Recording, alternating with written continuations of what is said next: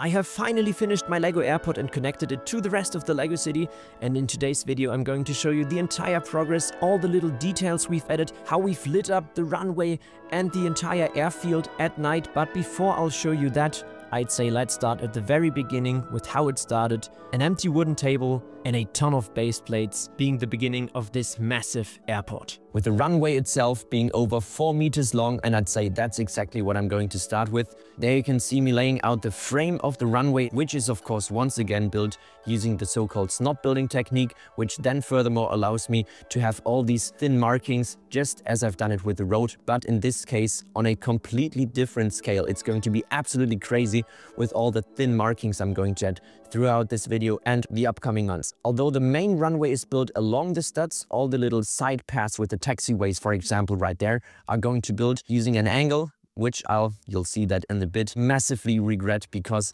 of course all the taxiway markings I'm going to add, I'll have to build in the exact same angle as well, which will be extremely time consuming and extremely annoying. But for now it's time to extend the entire runway along all 11 base plates. This is also the first time you can really get a sense of scale of the entire build. Initially I wanted to have the runway also go at an angle, but I simply didn't have enough depth for the entire build, and therefore, well, I decided against that, which is still more than complicated enough. Having now finally completed the framework of the runway, it's time to start adding details. First of all, with the turning loop at the very end. This is now in case wind directions don't allow airplanes to take off in the main direction basically of the airport. Planes can use that space to turn by 180 degrees and take off in the other direction. There you can also see in detail how I've exactly managed to create that angle. This is also then the only part of the entire airfield I'm going to build using the normal building technique, and as you can see right there, the rest is then snotted, as we like to call it in the LEGO community. All these little holes you can see right there are for LEDs I'm going to add for the lighting of the runway, which is once again another extremely complicated part. The yellow line on top right there, this is the taxiway marking, and then also indicates where the plane needs to turn around should weather conditions not allow it to take off in the other direction. And also this part was so complicated and took me so long to build that I've spared you all the annoying work, and I've simply created these larger puzzle pieces I'm reconnecting right now. These two holes I've prepared right there, where you can still see the studs, are firstly for the arrow indicating where the runway starts, and then secondly, of course, for the number indicating the geographic location of the runway. And these two parts right there are then also where I'm going to switch up building techniques, because specifically with the numbers, this looks much better. Also, the entire thing is now locked into place, which is another side benefit. There you can see how I've exactly managed to create this arrow. I've used cut tiles in this case, which then gives this awesome arrow shape. In the end, the arrow was much easier to build than I expected it to be. And for the number, once again, in this case, the most difficult part was to fill up all the gaps around the edges right there. And now, having tiled everything in, it's time to prepare the lighting. Of course, as I've mentioned it just a second ago, I'm going to add LEDs at some point. This is just in preparation right now, although I have to say all these studs stand up from the runway, which makes it a bit unrealistic, and therefore for the rest of the runway I decided to switch up the building technique and use two 1x1 tiles stacked on top of each other, and this then of course creates a much more realistic and much smoother surface. Now, for the next part, everything is going to be connected via Technic pins and then simply snaps into place. And now this is the part where it really gets difficult, because in order to make everything as realistic as possible, I wanted to recreate the abrasion from the rubber tires and therefore also add some sort of black in the middle. And I'm still experimenting with how exactly I want to build that. Initially, this was my idea to have everything brick built, which is a really aggressive look for the entire thing. However, what I have to say is that the further you move away from the runway, the more realistic and the better it looks. Now, there is in fact another possibility I was thinking about, which might be the most illegal building technique I've ever used. I'm simply taking LEGO tires and now rubbing the tires along the runway, which now creates, as it should be, abrasion. And now this is my question for you: do you prefer the brick build solution or the rubber abrasion itself? Oh yeah, and by the way, the rubber really comes off easily, so you don't ruin your Legos, just to have that said before everybody starts complaining down in the comment section. But I'd say for now, let's continue building. I've started building this next section, but now this is what the entire progress looks like live. Basically, 6 hours of building I've compromised into 30 seconds for you.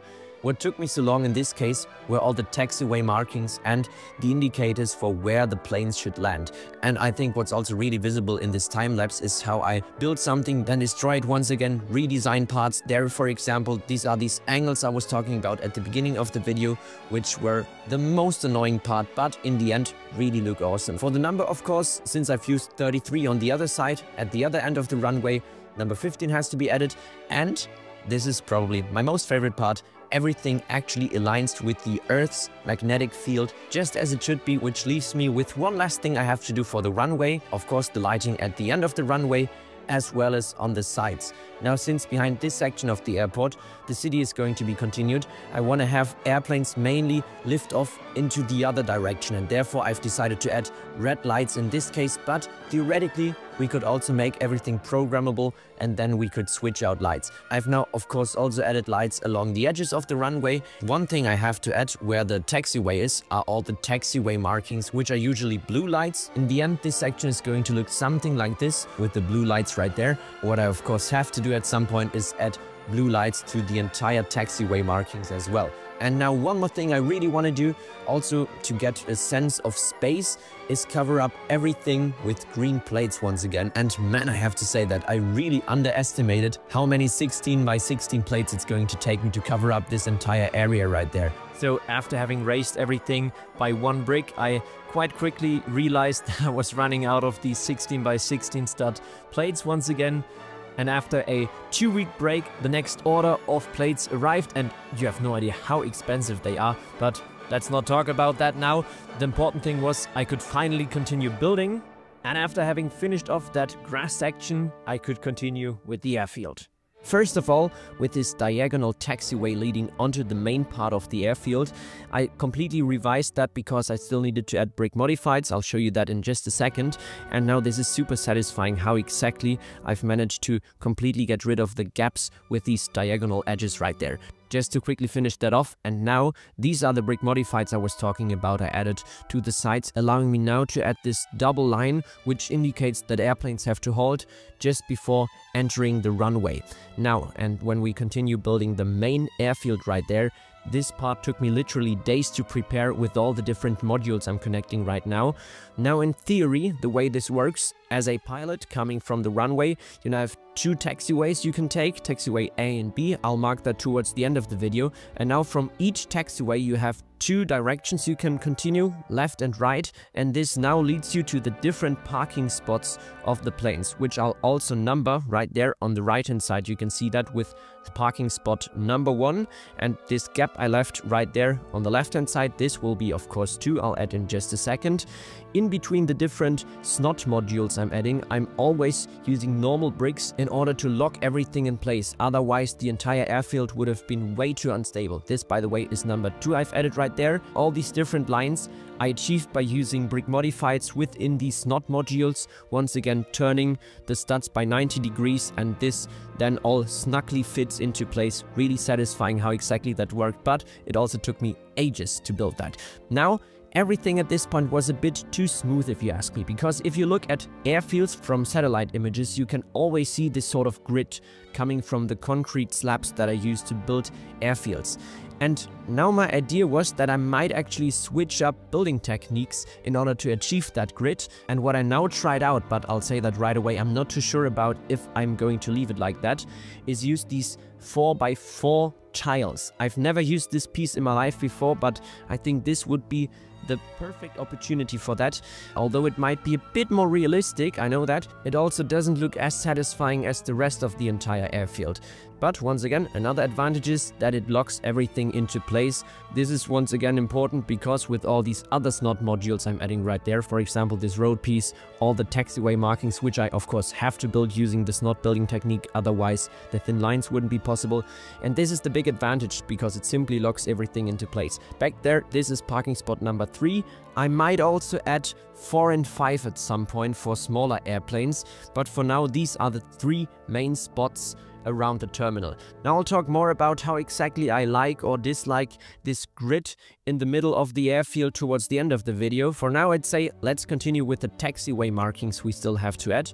Of course, as I've shown you earlier, we have two taxiways, taxiway A and B. This now is the sign for taxiway B for airplanes taxiing onto the runway, indicating that the end 15 of the runway is on the left-hand side and end number 33 is on the right-hand side of the runway. These numbers are, by the way, built using the exact same building technique I've also used over in the Wild West mock for the lettering over the saloon, the bank, and so on. I've now also added a hinge with another B connected to it. You'll see why that makes sense in just a bit. And there you can see, in case you were wondering, everything is locked into place and really holds together quite nicely. Now I've of course also prepared the sign for taxiway A, which only has a 15 attached to it because, well, that makes sense because it's at the very end of the runway. And now this is the main problem I have when adding these numbers. Unfortunately, everything is in the end turned away from the main perspective you have of the mock, which means in the end only an A and a B is visible to the visitor standing right in front of the mock. Well, this is a bit unfortunate, but this way around it's realistic. This right here is me experimenting how exactly I want to add vegetation to the entire thing. Of course, well, we have to add the signs as well we've just built.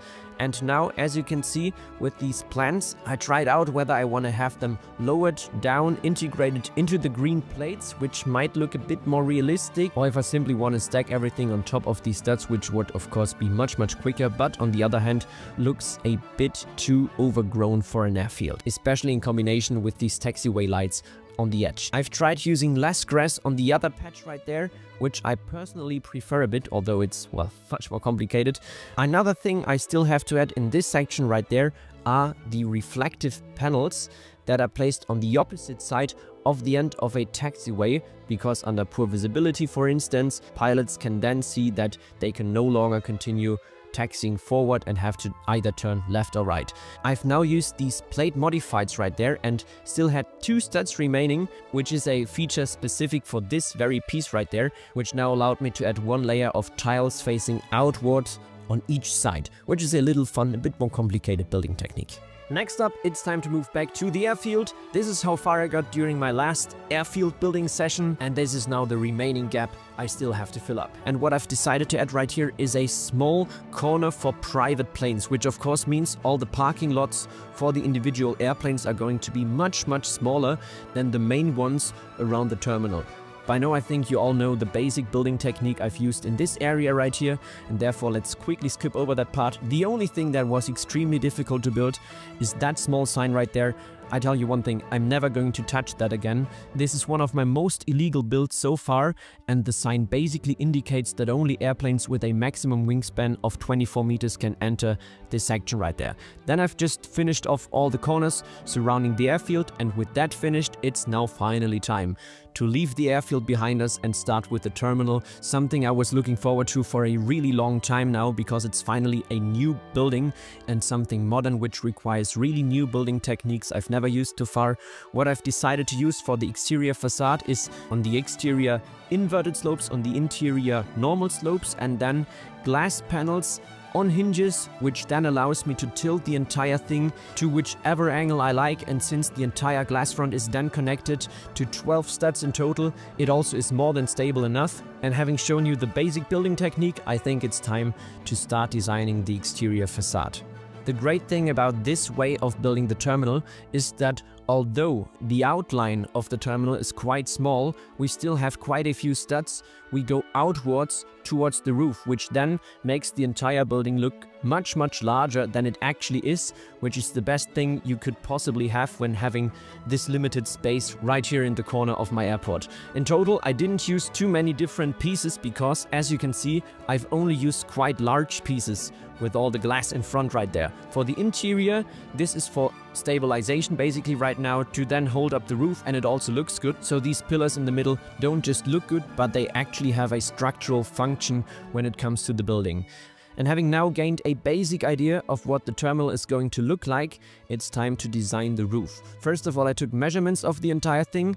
I initially wanted to divide the roof into 2 sections because I thought it might actually be a bit too long to be strong enough to hold together. But I think having no part at all, where I then need to connect the 2 roof parts, actually makes it look much better. And now, first of all, you know me by now, I got rid of all the studs by covering everything up with tiles, and then I still still had about 1000 of these printed solar panel tiles, these 1x4 tiles remaining, and I then decided to install all these solar panels on top of the roof, which actually looks so much more interesting because otherwise, well, the entire thing would have been completely empty. This is now the other section of the roof I've prepared, which then locks into place and is quite important actually for the second part of the roof, which we've just built, which is much larger, to now be held up by this smaller roof part I've just installed down below. The only disadvantage about this giant roof is that it's a bit wobbly on the edges, which is of course due to the extreme size of the entire thing. This is now the first time you really get an idea of what the terminal is going to look like, and what I really look forward to is what the interior is then going to be like, because we have so much space on the inside, and also with these glass fronts you can see directly inside. But for now I'd say let's continue with the third part of today's update, the airplanes. And I was thinking so much about different sizes of airplanes, and if I wanted to use, as I'm doing it right now, the big Lego airplane molds, and decided that for my scale this is probably the single best solution. Otherwise, in order to get all the curves for the exterior, well, the entire airplane is going to be massively oversized in comparison to the airport, and therefore I've decided to simply add tiny additions surrounding the big mold pieces. Right there at the rear, for example, I only had 2x6 studs to attach these wings, but I think, having in mind how limited I was due to me using these larger Lego molds, the airplane turned out quite nicely. This is now the main part. I spent time on designing the interior.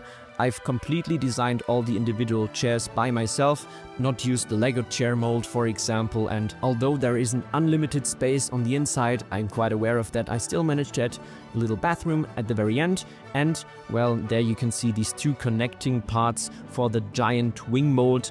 These were all these limiting factors I was talking about when designing the airplane. But there you can see why I couldn't at all design larger airplanes, because right there next to the terminal, having reduced the scale of the airplanes, it's still a bit too big, and therefore for the next airplanes I think I'm going to design them even a tiny bit smaller. Also, another thing I definitely need to show you. If you can remember when we were talking about the rubber abrasion on the runway, we all didn't like it too much back when I first added the brick build abrasion, but having now placed a landing plane right on top of the abrasion, I absolutely love how that looks, and now it actually becomes obvious to the viewer what this black thing down on the surface is actually supposed to be. Following the landing airplane towards the terminal, we now of course have to add the entire interior design work of the terminal, and I'd say let's start off with exactly that. First of all, you guys know me by now, I have to get rid of all the studs. In this case I'm using triangular shaped flat tiles because that gets rid of the grid structure of the studs. This right here is the area where you can scan your ticket and then board the plane.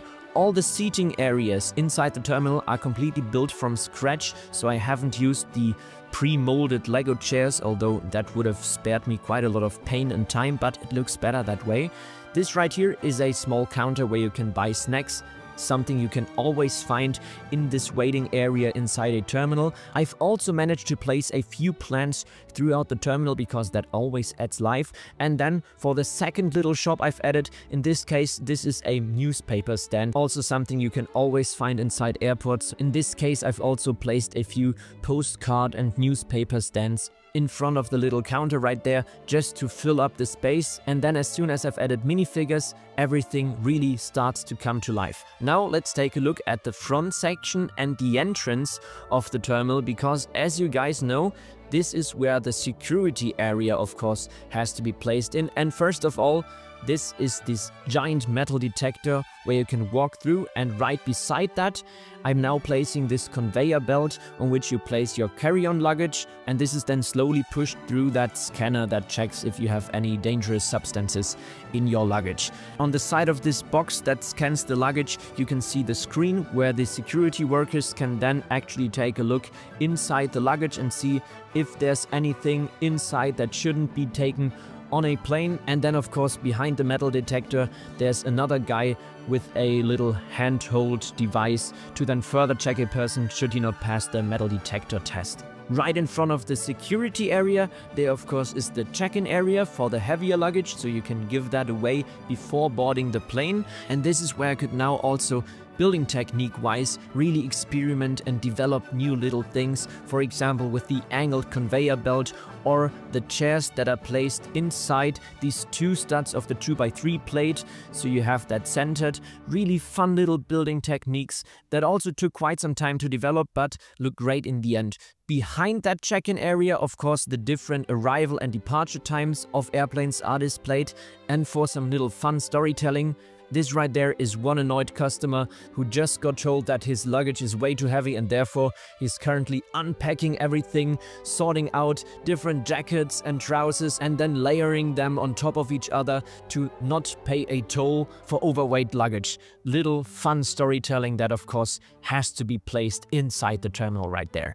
Next up, I think it's time to take a look on the outside, because that's where we still have quite a lot of empty space, which is now first of all covered up with the air traffic control tower. This is the center of the big sort of column in the middle, with all sorts of brick modifieds placed on each of those four sides, with of course the correct spacing going on. And on the outside, I've now placed curved slopes in order to achieve basically this indestructible column or tower, however you want to call it. Although the tower itself is this part right here, I've spent quite some time really getting this circular shape of the top part of the traffic control tower correct, and this is now then placed on these 8 studs in total of the column we've prepared earlier, with, you can see that right there, all different monitors, computers and screens used to control the action going on the airfield, but of course also in the sky. On top of the roof you can then also find the little radar right there, which will hopefully rotate in future. And another thing that's important to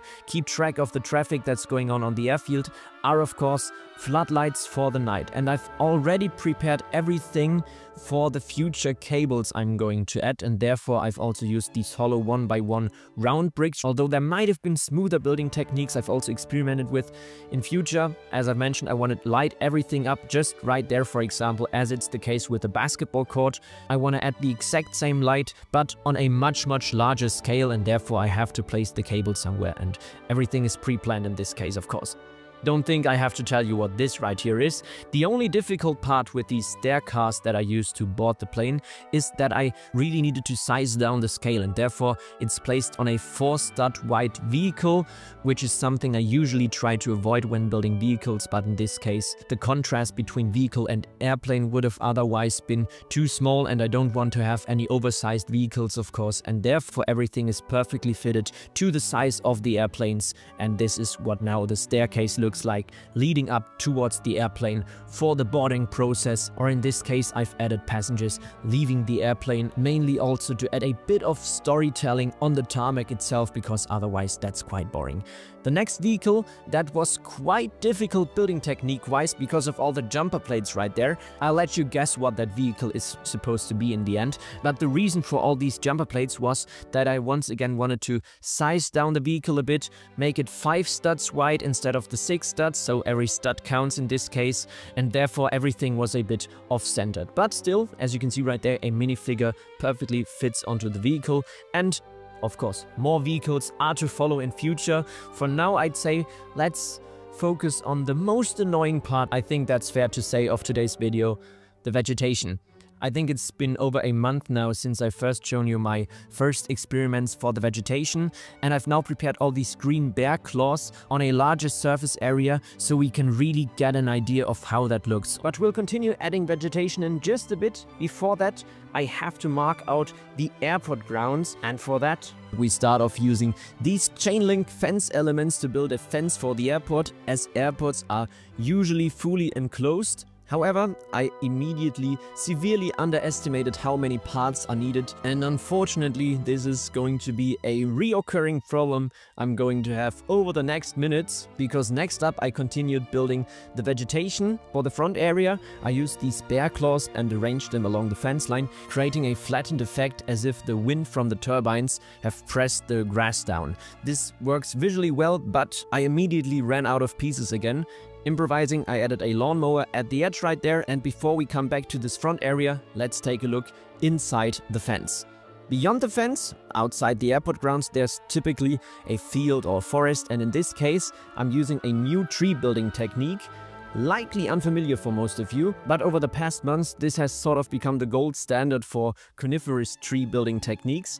Taking a closer look at how one of these trees is built, it starts off using a 2x2 round plate, then I've added these fern pieces on top and now a round jumper plate to connect everything. And now it gets interesting, because as we build a few more of these elements, we can now stack them on top of each other, creating this sort of upside down tree effect. And this is now what this building technique is all about. Everything is built with the stud facing down. So quite an untypical building technique right there. And now in order to make the tree thicker towards the bottom, I'm now using a brick modified with 4 studs. And now on each of these 4 studs towards the sides, I've attached 2 more of these fern pieces, stacked them on top of each other once again. So the fern pieces as well as the studs all face down. And now of course, as we attach the tree trunk right there, we have to turn around the studs once again, because this can't be connected to the rest of the Lego city, and therefore we add one of these little pins right there. And this then completes our new building technique for the trees and looks absolutely awesome as a completed forest right there. Of course, since the forest isn't too dense in this area, I definitely needed to add some sort of groundwork as well. Therefore, simply few limb elements with stems added inside. Really cheap pieces I used in this case, otherwise the vegetation gets a bit out of hand. You can also see right there that I've left another gap inside the forest. This is for this very suspiciously looking car, because I decided to also incorporate a bit of storytelling in the background of the airport. And all in all, this scene with the car already hints at somewhat shady activities going on.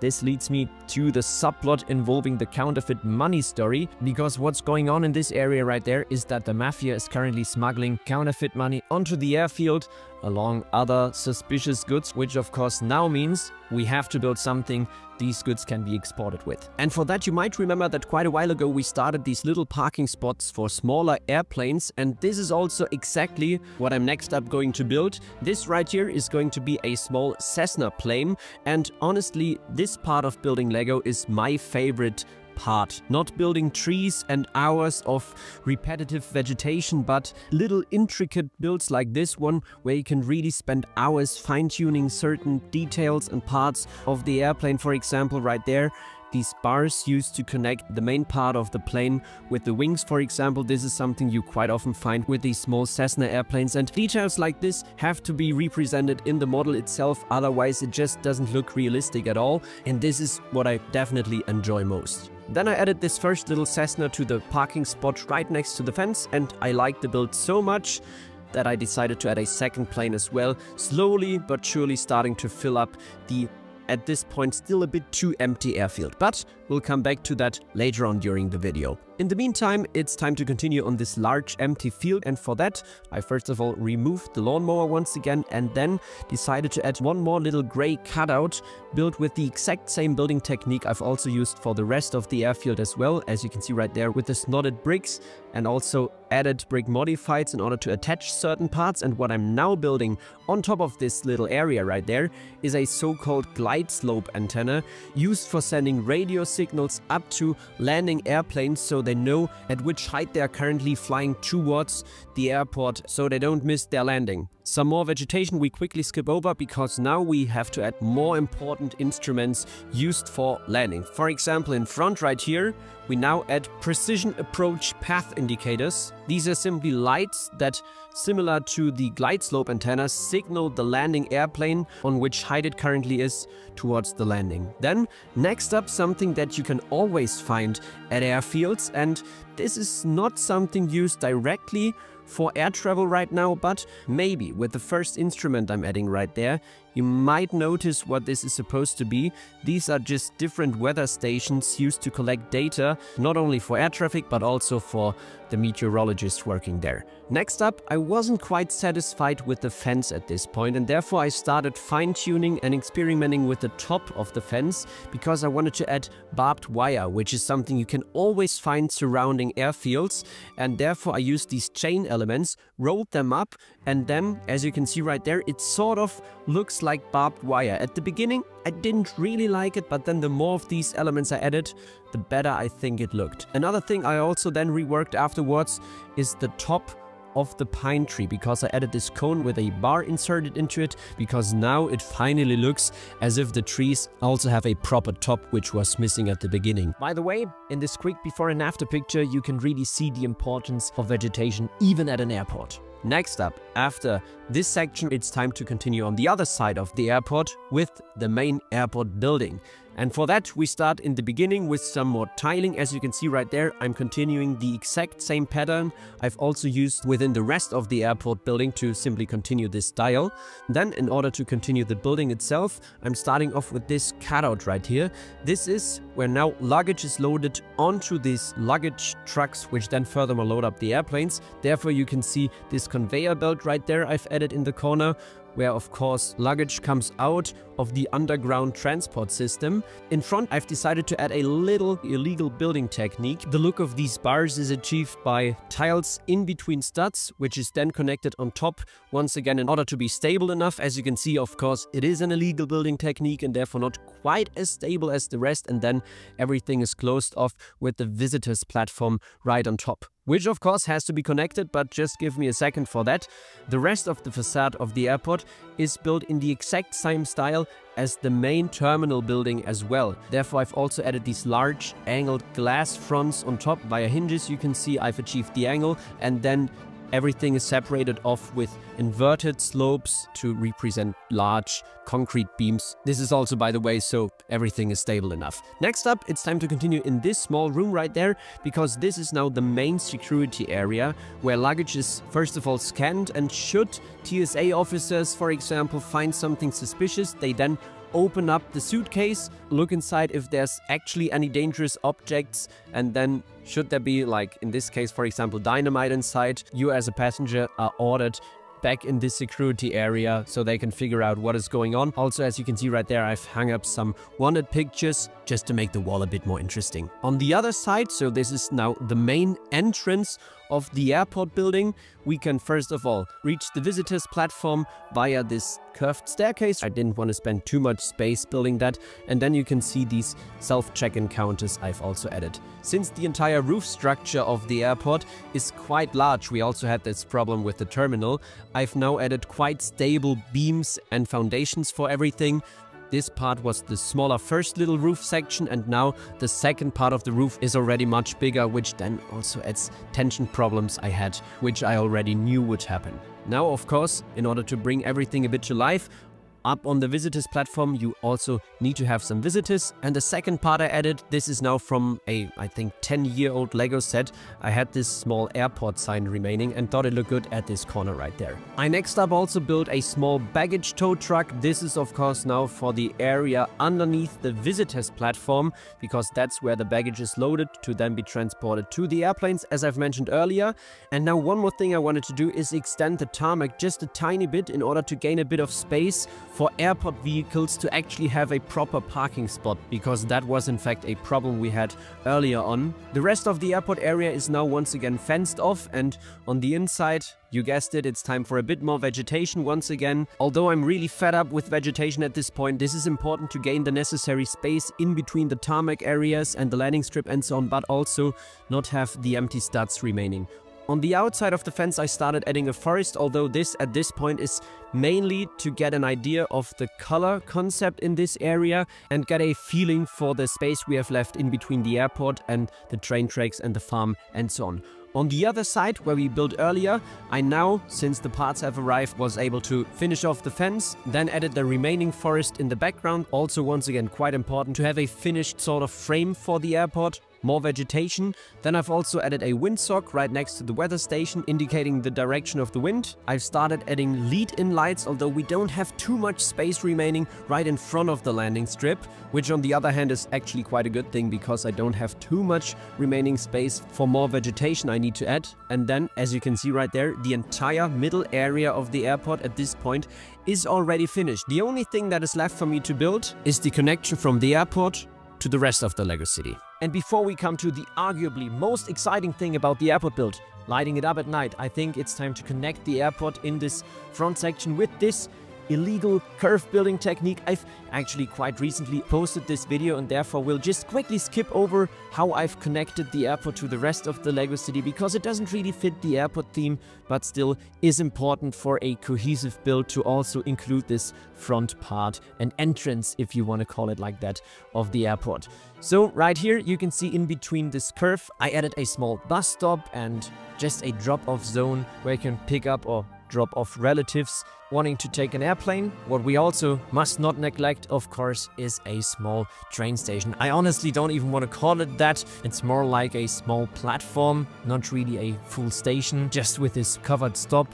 Few details here and there, and then also quite important is that you can actually get from the platform to the airport, and therefore I included a little zebra crossing to the other side of the street, which is then connected to the bus stop, because from there you can get through an underground tunnel into the airport. And with that done, I'd say let's start lighting up the runway and the airfield afterwards. For that, I of course have to take everything apart. Fortunately, I built these modules, and unfortunately on the other side, I have to break these modules up right away, because it's now time to add little LEDs in between the markings, where I added little trans-clear plates stacked on top of each other. And now we drilled holes into the side of the brick for the cables to run through, added these two stacked trans-clear plates on top of each other once again, and then the LED is completely hidden inside the runway. Of course, this process was so time-consuming and so repetitive and annoying. Fortunately enough, it wasn't my job but my brother's, because as you know by now, he's responsible for all the lighting jobs throughout the LEGO City and also the airport in this case. And here you can see what exactly this process looks like. I was pulling down the LED seat prepared beforehand from underneath the table, and then he was just fitting the studs on top. So much for the lead-in lights in front of the runway. And for the runway itself, once again, you have to drill holes. Otherwise, the whole cable management is completely impossible, and this took us several days to install. While my brother was working on that, I was working at other parts of the airport in the background, and this is what afterwards the table looked like from underneath. Although it didn't look like it, everything is super organized. We of course also had to add lights right beside the airfield. In this case, these were the taxiway lights, and of course these big floodlights to really light up the entire airfield at night as well. Once again, quite delicate work with the cables right there, but it is totally worth it, because as you can see right here, this is what one of these floodlights already does. And in total, with everything being lit up, the entire runway, the airfield, the interior of the airport as well, it looks absolutely amazing. We also used a bit of a colder white for the LEDs in comparison to the rest of the city, because we really wanted to achieve this modern airport atmosphere, and I really think it works out fantastic. We later on then also added a little digital display for the departures behind the check-in counter, and of course a ton of other little details, rotating lights, a rotor of this small Cessna that actually spins, as well as hidden storytelling outside of the fence and inside the airport. In future, I even have plans to further expand the airport, but unfortunately, with the current space I have, it's sadly not possible. But no worries, for now we have so many more, maybe even better projects planned, so stay tuned for that. With that being said, that's it for today's video. I really hope you enjoyed, and I'll see you in the next one.